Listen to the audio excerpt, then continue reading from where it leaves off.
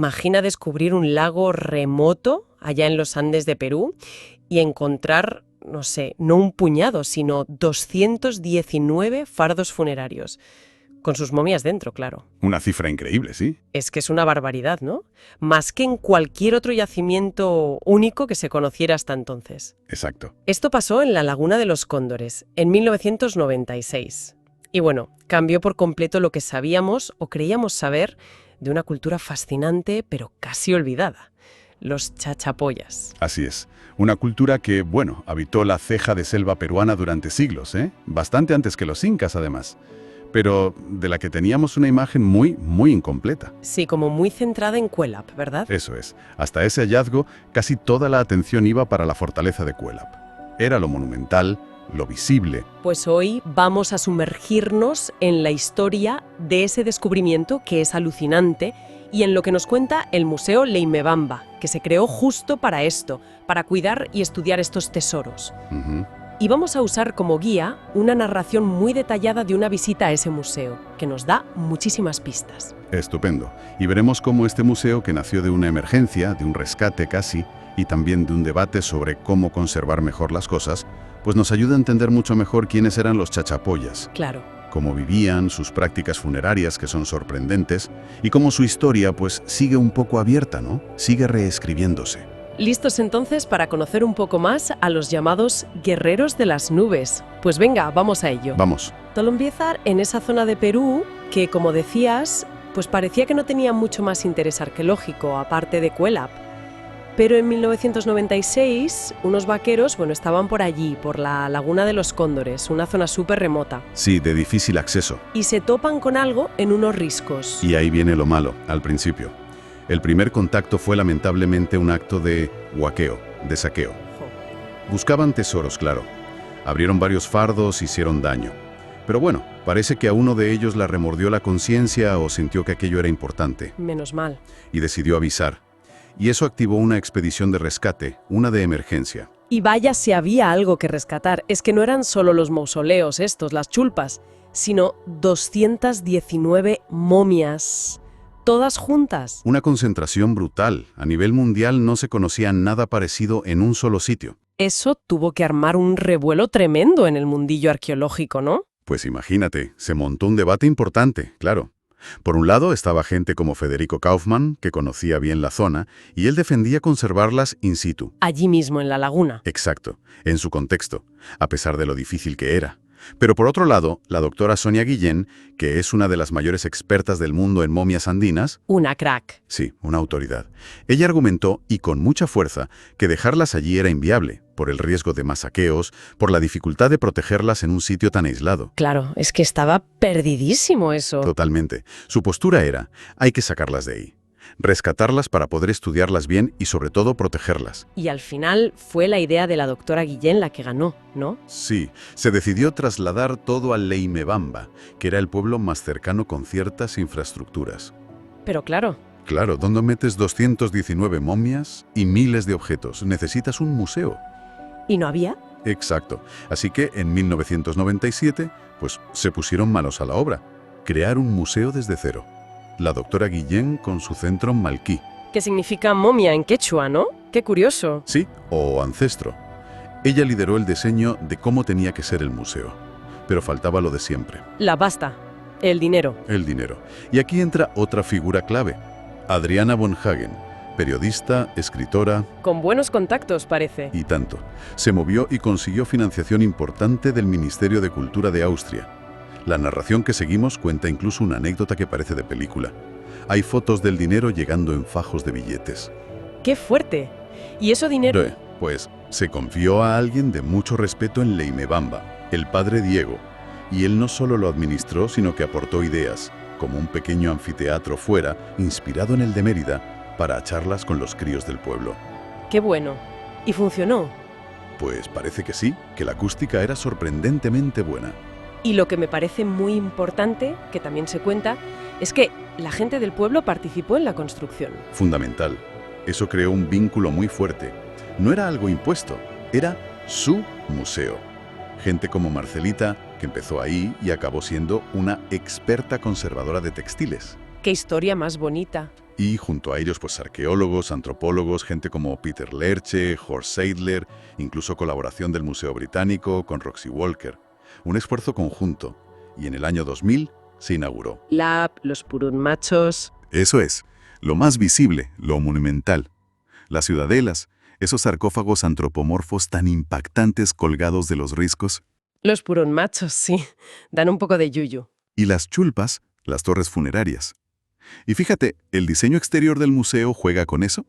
Te recibe con réplicas de las casas circulares típicas chachapoyas y algunos purunmachos. Ah, las casas circulares, muy características. Mucho, siempre redondas. Y construidas sobre plataformas de piedra, porque el terreno es muy inclinado, así nivelaban. Y un detalle curioso. ¿Cuál? Las puertas. No suelen estar a ras de suelo, están un poquito elevadas. Y no siempre en el lado más obvio. ¡Anda! O sea, no la ponían donde era más fácil entrar. ¿Y eso por qué? ¿Se sabe? Bueno, hay hipótesis. Podría ser defensivo. Contra animales como pumas u osos, les costaría más entrar. O contra enemigos humanos, les obligas a entrar de uno en uno agachados. Vulnerables. Exacto. O también para mantener fuera bichos más pequeños, roedores. Como los hórreos elevados, ¿sabes? Claro, claro. Qué interesante. Y esas casas tenían decoración, ¿verdad? No eran lisas. No. Tenían unos frisos muy típicos con motivos geométricos que hacían sobre el barro que cubría la piedra. Rombos. Que podrían ser el ojo de jaguar, dicen. Se interpreta así a veces, sí. O grecas escalonadas, que quizá representan la montaña o un caimán. Y zigzags, la serpiente.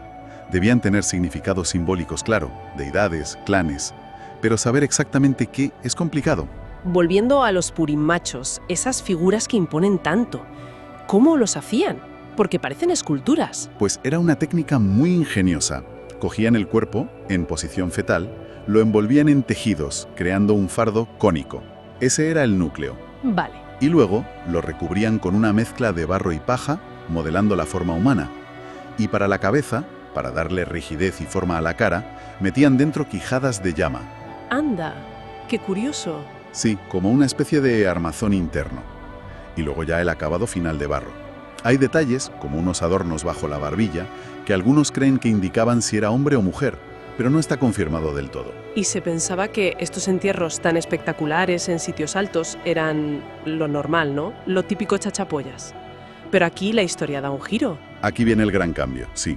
Como cuenta nuestra fuente, a partir de 2003 más o menos, se empezó a explorar sistemáticamente cuevas, con espeleólogos, Ajá. y empezaron a encontrar un patrón funerario muy diferente y mucho más común. En cuevas como Moras Huayco, por ejemplo, no solo había restos, había muros de contención dentro, escaleras talladas en la roca, plataformas. ¿Hasta dinteles de madera? ¿En serio? ¿Construían dentro de las cuevas? Sí. Y no solo allí, otros grupos, americanos sobre todo, encontraron cosas parecidas más al norte, en cuevas como Atumpampa o Curibamba. Un momento.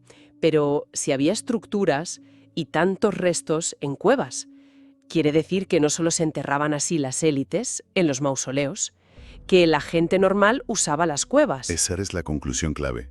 Parece que las cuevas eran el lugar de entierro más habitual para la mayoría, durante mucho tiempo. Y lo más flipante son las fechas. A ver. Se han datado textiles encontrados en cuevas en el siglo IV después de Cristo y restos humanos del siglo V. Pero bueno, eso es muchísimo antes de lo que se pensaba. Cuelap y todo eso es muy posterior, ¿no? Siglo IX, X. Exacto. Y ahí está el giro total. Esas fechas tan tempranas nos obligan a repensar toda la historia chachapoyas. Sugiere que hubo gente usando esas cuevas para enterrar a sus muertos durante siglos, quizás grupos seminómadas o comunidades muy tempranas, mucho antes de las grandes ciudadelas. O sea que el apogeo de Cuelap, Que empieza sobre el siglo IX o X, parece coincidir con otro momento, quizás una revolución agrícola, porque es cuando empiezan a construir muchísimos andenes, las terrazas de cultivo. entendido, una historia mucho más larga y compleja. Que evoluciona. Y esa complejidad se ve muy bien en la Laguna de los Cóndores, ¿no? Volvamos allí. Exactamente. La Laguna de los Cóndores, que es un circo glaciar impresionante, no era solo un cementerio, era un lugar sagrado. Había varios sitios arqueológicos alrededor, y además de las 219 momias, recuperaron más de 2000 objetos. ¿2000? Sí, Textiles alucinantes, cerámica, herramientas, huesos de gente enterrada antes que habían quitado para hacer sitio. Un lugar sagrado, has dicho. La laguna en sí. Se cree que sí, que el agua misma era una huaca, una deidad. Hay crónicas que cuentan que los incas, cuando conquistaron la zona, hicieron un ritual. Cogieron agua de la laguna y se la llevaron a Cusco. Como diciendo, ahora esta huaca es nuestra. Algo así, sí. Un acto de dominio simbólico. Háblame de los textiles, porque la fuente insiste mucho en que son extraordinarios. Es que lo son. Si comparas con la cerámica, que bueno, es funcional pero artísticamente más bien tosca. Normalita. Sí, digamos. Pues los tejidos chachapoyas eran de una calidad y una finura excepcionales. Usaban sobre todo algodón, claro, estaban en el valle de Lutcubamba, la tierra del algodón. Pero es que además metían plumas de aves de la selva. Unos colores, una elaboración. ¿Tan buenos eran? Mejores que los incas. A ver, los incas eran maestros tejedores, pero valoraban tantísimo los textiles chachapoyas que se los pedían como tributo. Eso dice mucho. Ya lo creo. Y en el museo hay piezas que es increíble cómo se han conservado después de cientos de años, o quizás más de 1000. Gracias a que estaban en sitios secos. Se han podido hasta recuperar técnicas de tejido antiguas estudiando estas piezas. ¡Qué pasada! ¿Y encontraron herramientas de tejido también? Sí, las chicras, que son unas bolsas de fibra vegetal súper resistentes, usos, partes de telares. Y aparte de textiles, ¿qué más sabemos de su día a día por el museo? Pues que aprovechaban todo lo que tenían. Usaban calabazas secas, los mates, como recipientes. Trabajaban el cuero, para tocados, por ejemplo, y la madera.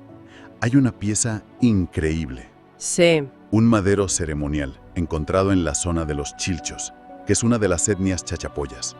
Tiene unas tallas súper complejas, de serpientes, felinos, todo entrelazado. Te habla de su mundo, de su cosmovisión. ¿Has dicho los chilchos? ¿Pero no eran todos chachapoyas? Buena pregunta.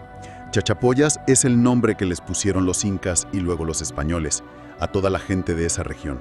Pero en realidad parece que era más bien una confederación de pueblos. Ah, vale. Los principales que se identifican son los chachapoyas al este del río Octubamba, los luyachingueaus al oeste y estos, los chilchos, más al sur.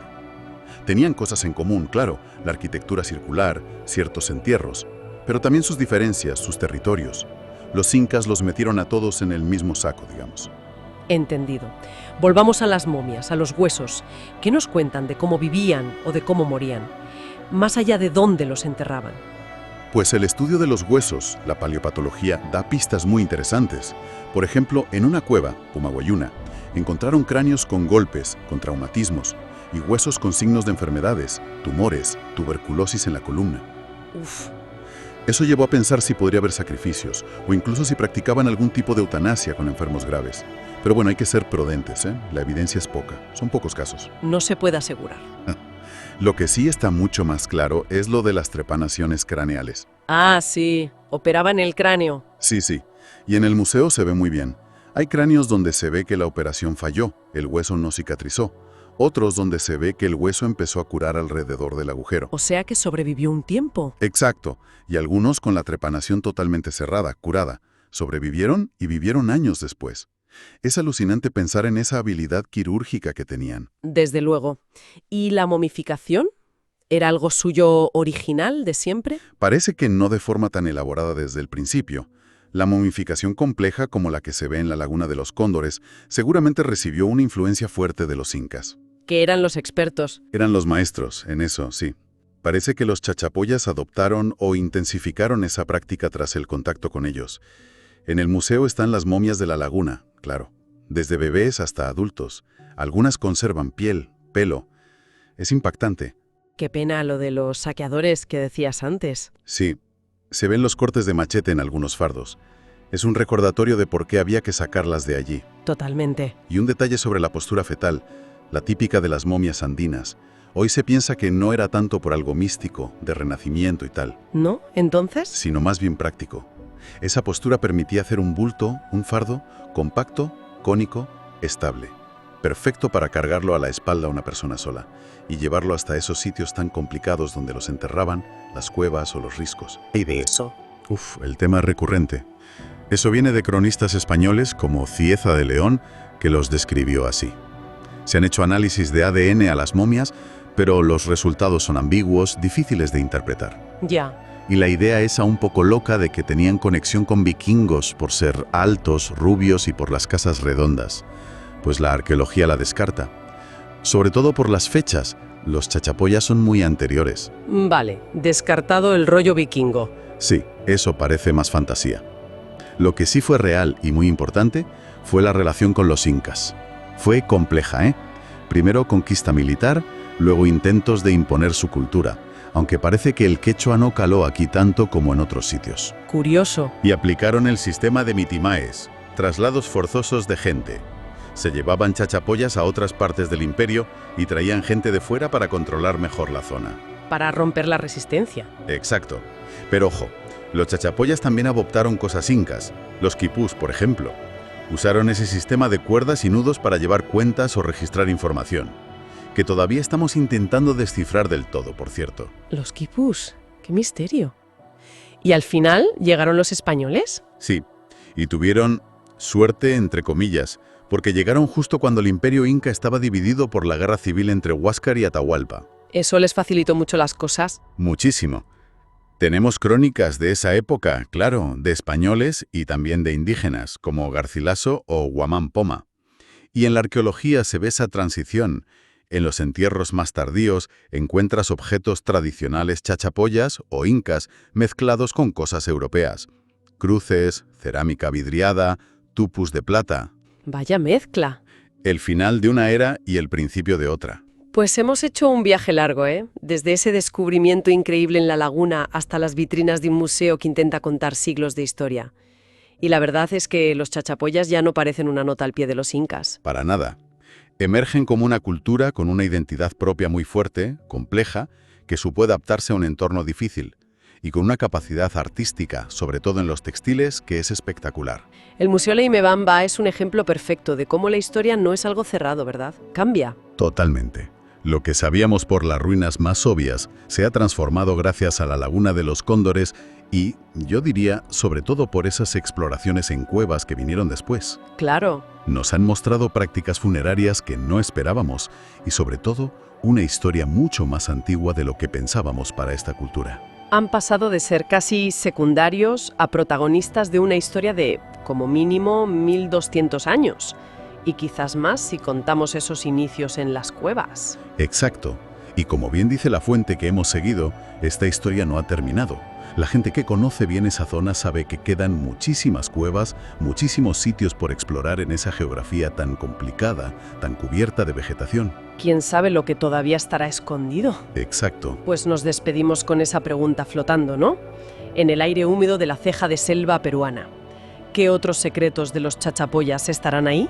¿Esperando bajo la tierra o en la oscuridad de una cueva? Listos para ser descubiertos y para volver a sorprendernos. Una pregunta fascinante para terminar.